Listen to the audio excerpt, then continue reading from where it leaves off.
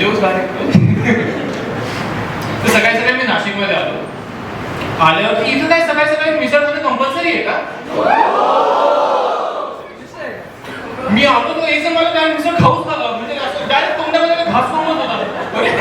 म्हटलं यार सू करतो सू तर करू यार तू आता कर यार काय आता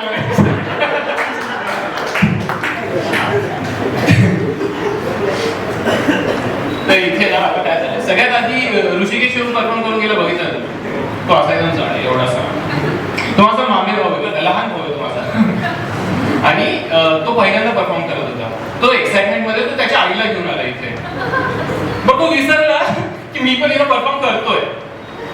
माझे जो घाणेरडे अतिशय म्हणजे माझ्या आई बाबांना मी इथे घेऊन आलेलो तो त्यामुळे मामी आता जेव्हा पण माझा खराब जोक येईल ना तेव्हा मी असं करेल तुम्ही तेव्हा कान बंद करून घ्या. माझ्यानंतर ऋषिकेश परफॉर्म करायला येणार आहे तेव्हा तुम्ही बाहेर जा. रात्रीचा मॉर्निंग वॉक घ्या तुम्ही पाणी पिऊन या. तर एक टप्पा आउट बऱ्यापैकी एस्टॅब्लिश झालंय. सगळ्यांना माहिती नाही एक टप्पा आउट आता तरी माहिती सगळ्यांना. तेव्हा कोणालाच नाही. बरं मी होतो एक टप्पा आउट मध्ये आणि मी सगळ्यात आधी बाहेर पडलो त्या शोच्या. म्हणजे विचार करताय तुम्ही तो शोच कोणी नाही बघितला. त्यात मी फक्त 2 एपिसोड करतो होतो.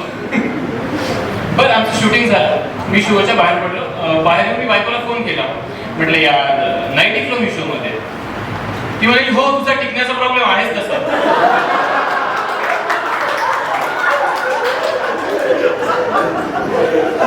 म्हटलं कशाला कालची गोष्ट काढते परत घेतो ना मी गोळ्या.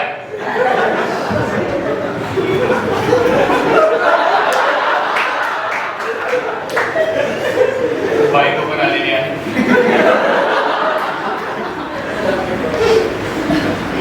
तर पण तरी मी एक्साइटेड होतो कारण काही झालं तरी तो टीव्हीवरती येणार होता शो.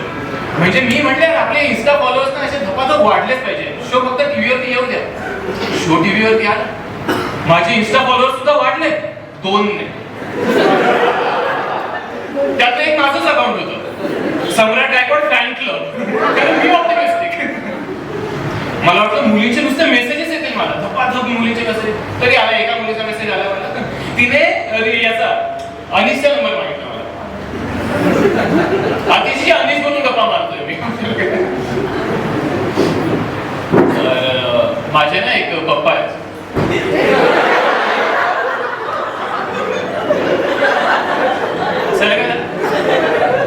असता कोणाकोणाचे एकच पप्पा. महागाईचे दिवस आहे मला नाही परवडत. पण इथे पप्पा लोक कांदा खूप खातात त्यामुळे माझे एकच आहे बाबा.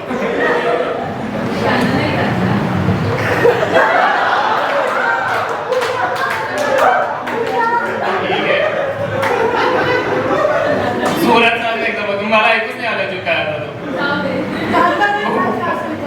हा ठीक आहे तिला माझा जोक घालून सगळा. तर मागच्या वर्षी माझ्या पप्पांची रिटायरमेंट होती आणि त्यांच्या रिटायरमेंट नंतर कोणीही मला विचारलं ना पप्पा काय करतात त्याचं एकच योग्य उत्तर पप्पा व्हॉट्सअप करतात. सगळे उठल्यापासून या good morning good afternoon good evening good night सगळे मेसेज पाठवत होते 3 टेम्पलेट मध्ये. फुलाचं लहान बाळाचा सूर्यप्रकाश फुलाचं लहान बाळाचा सूर्यप्रकाश. पण कधी कधी मूड मध्ये आले ना त्याचे कॉम्बिनेशन पाठवतात. म्हणजे फुलामध्ये लहान बाळ असतो योगासन करतो किंवा गुड मॉर्निंग. म्हटलं तुमच्या गुड मॉर्निंग साठी क्रॉस पॉलिनेशनची काय गरज आहे. क्रॉस पॉलिनेशन इंजिनियर नाही. बरं याशिवाय ना ते वेगवेगळे लिस्टिकच पाठवतात. लिस्टिकच माहितीये सकाळी 10 वाजता उठण्याचे 10 दुष्परिणाम 5 वाजता उठण्याचे 5 फायदे. मेसेज सुद्धा सकाळी 5 वाजता आलेला असतो. मी सकाळी 10 वाजता उठून असतो.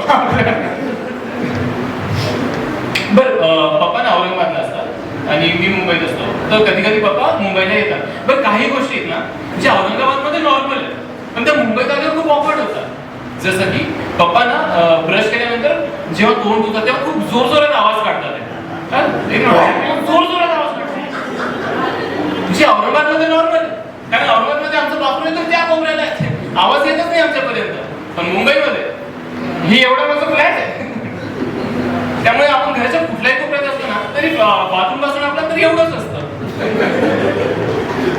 त्यामुळे पप्पा मुंबईमध्ये रात्री जेव्हा ब्रश करून तोंड धुतात तेव्हा आवाज असा राखतो अंगाला.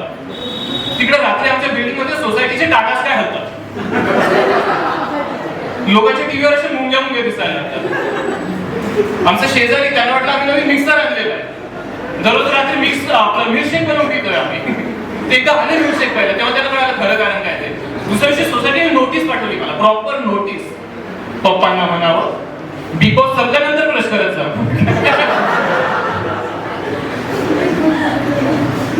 पण त्याच्या आवाजाचा एक फायदा झाला. एखाद्या पप्पांना फिल्म मधून ऑफर आली सिंगिंगसाठी. गली बॉय बघितलाय तुम्ही? एमसी शेखच्या गाण्याच्या डिव्हाइड करायला पप्पांना बोलावलं. गली बॉय नंतर पप्पा पूर्ण झाले यार एकदम. आता ते घराबाहेर बनियन घालून फिरतात. पण असं नाही की ते फुलवाले बनियन, ते छिद्रवाले साठी मग घराबाहेर.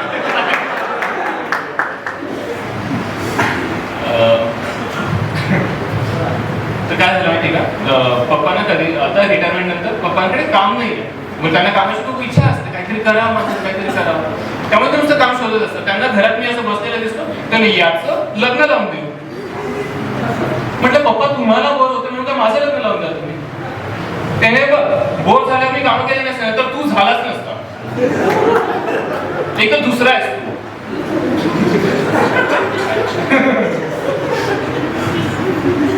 पण त्यांच्या एक लक्षात आलं की मी असं घराबाहेर जाऊन त्यांच्यासाठी मुलगी बघणार वगैरे असं शक्यच नाहीये.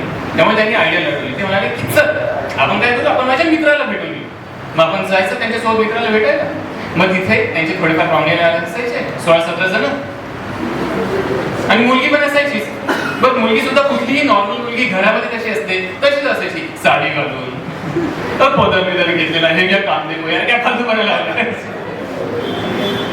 तर तसेच पप्पा आले एकदा आणि आमच्या सोसायटीमध्ये बाजूच्या बिल्डिंग मध्ये तुम्हाला घेऊन गेले. पाटील काका होते त्यांच्या घरी. बघ पाटील काकांच्या घरी ना ते होतच गोतावळ्याला 16-17 जण आलेले तिथं. बरं त्यांना काय खुशी होत होती काय माहिती, एवढूसा फ्लॅट त्यांचा, त्याच्यामध्ये काय त्यांना आनंद मिळत होता. काय झालं तरी भाई वाह करायचे ते.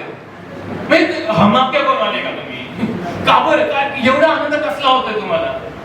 मी तिथं गेलो, मग त्यांनी नाव विचारलं. म्हटलं सम्राट. तर सगळे एकसाथ भाई वाह. अरे नावात काय बरं. आता आपण कुठेही भेटायला जातो कोणाला तरी आपण ते नॉर्मल आपले टॉपिक्स असतात. मोदी चांगला आहे वाईट, धोनी चांगला आहे वाईट, उन्हाळा किती, पावसाळा किती. यांच्यामध्ये कोणीतरी अचानक आलं मला म्हणे की तुझी सॅलरी किती आहे. म्हटलं 1.5 लाख. सगळे एकसाथ भाई वाह. म्हटलं पर ॲनम.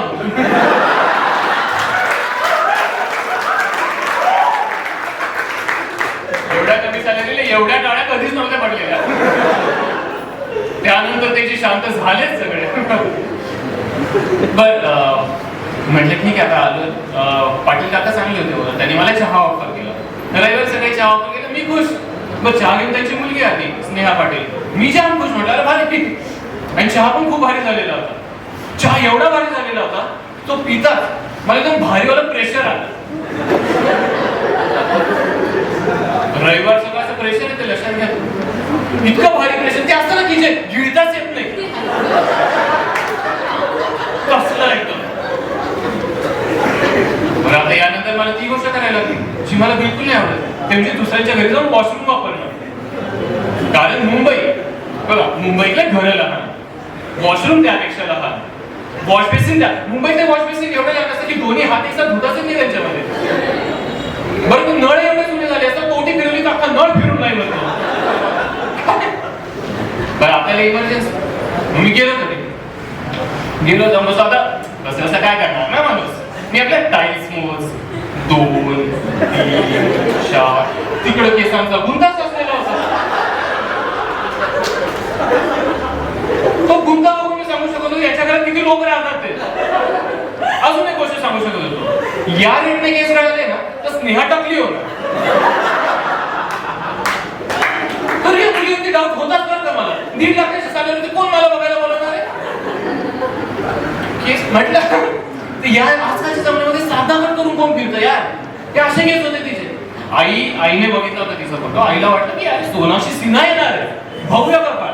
अनुपम खेरची प्रोबॅबिलिटी तिने लक्षात नव्हती घेतलेली.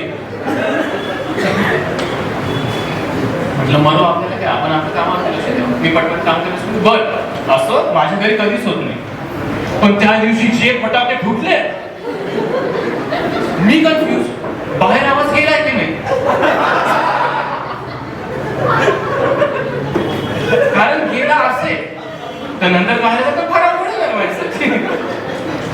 म्हटलं नसेल गेला, एवढं काही जोरात नव्हतं. तेवढ्यात माझा फोन वाजला. मी बघितलं पप्पांचा व्हॉट्सअप आलेला होता. हगायला जाताना मोबाईल नेण्याचे 10 दुष्परिणाम.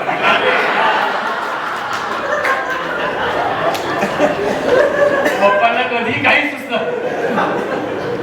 आता झालं ते झालं, काम बघून घ्या. मी पटापट काम उरकलं, फ्लश केला, उभा राहिलो. बरं आता मी काय रोहित शेट्टीचा अजय देवगण नाहीये की मागे आपण बॉम्ब ब्लास्ट केला, चाललोय पुढे स्लो मोशन मध्ये. बघावं लागतं ना मग काय मांडून ठेवलं इथं. तसं मी बघितलं तर भेंडीच्या मी अजून तरंगात होत्या. मूड मध्ये झाल्या होत्या त्या. बॅकस्ट्रोक वगैरे मारत होते तिथं. ठीक आहे, मी परत फ्लश केला. आवाज आला, पाणी आलंच नाही. म्हणजे असतं आपल्याकडे प्रत्येक गोष्टीचं सोल्युशन असतं. आपण काय करू, नळाने बादली भरून घेऊ. बादलीने असं धक्का लागली, सगळं पडणार का प्लॅन. मग मी नळ सुरू केलं तर शॉवर सुरू झाला. ते 16-17 पाहुणे, 30 स्नेहा पाटील, सगळ्यांचं करून मी असं पांढरा शर्ट असं निघून दाखवत सगळ्यांचं